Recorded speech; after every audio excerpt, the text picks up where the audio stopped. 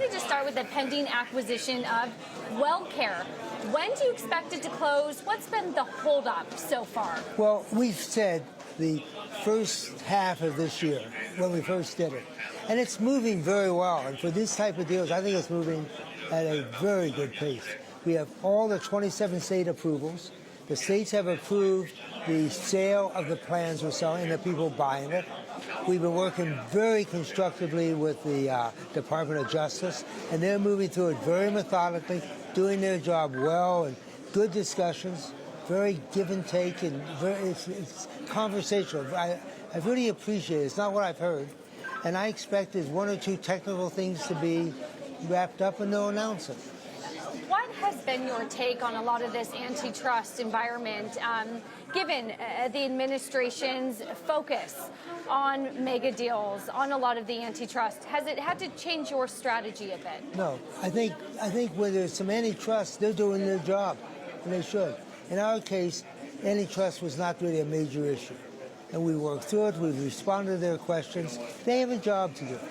And I think as consumers and as citizens of this country, we want to ensure that our rights are protected within that, and they're doing it. So I don't know that it's the administration or a particular time. I found that in all the deals we've worked with them on, they're constructive, and they help figure out what's the best for the end user. Centene, as we know, has a big leading position in Medicaid, and we do know that you would have a growing presence in Medicare, of course, with the acquisition of WellCare. Are you positive for the next 4 years or so on government spending and the help that could give with both Medicaid and Medicare? I think no matter what we hear, there's what I call the political issues and there's the real issues. Now, we have to get back from politics to policy. And if we focus on policy, everybody's going to win. But the government spending programs, the Medicare, the Medicaid, they're essential. And, we hear a lot of different rumors and talk and political jive, but I think the outlook is very strong. Well, some of the rumors that we hear are from the Democratic candidates, some of which are calling for Medicare for all. We have ACA, you have a diluted version. How do you run a business? How do you plan in the midst of what could be a very different environment 1 year from now? You make your decisions based on the facts as they are today. And you have to have the capability and agility to move as it's necessary. And that's what we do.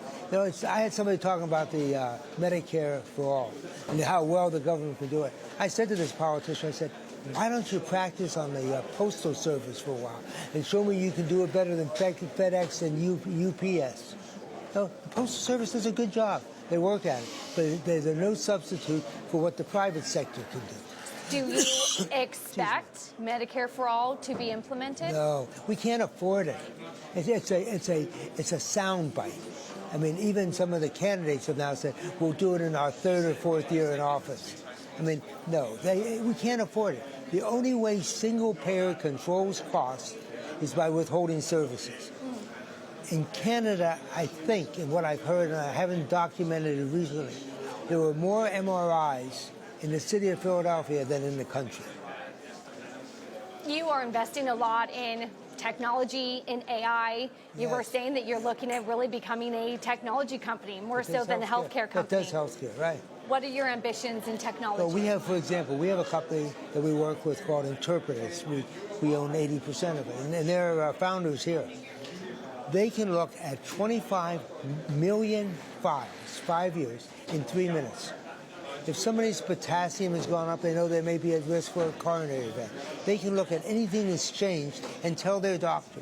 Think about this. Somebody could be at risk of having a coronary event, and they can predict it and avoid it. That's where we have to get to. AI can help us identify what these kinds of issues are much faster than the individuals can. Think about what we can do to improve health outcomes. It's all about the outcome. Do you have a number that you could give us? I'm just thinking about the synergies or some of the cost savings that you would reap by investing in technology. When would we expect the payoffs from that? Well, I think the payoff would be very quickly. You could probably pay it back in a year.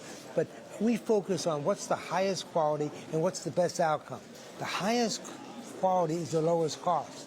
And if you can save somebody from having a heart attack, and it costs you $500 to do that, isn't that better than a hospital? But think about the person not having a heart attack. That's what we have to focus on. What's the best outcome? Finally, I was talking with some other CEOs as well. GlaxoSmithKline CEO Emma Walmsley, who's joined the board of Microsoft last month. Eli Lilly is now on the board of Adobe. How do you further see the integration of healthcare and technologies? You take a look here in San Francisco, in the tech capital. Well, I think we have some technology people involved, but we just did another very interesting. We just out of the WellCare, we have the chief technology officer, former chief of electronics coming on board, and we have a high-tech committee. But we just put on the board Lori Robinson, who was the first female four-star general in the Air Force. And she understands technology, understands strategy. So you look for a combination of people. And you want a series of skills, but you want strategy and people who are critical thinkers. If you can do that, it's all going to work out.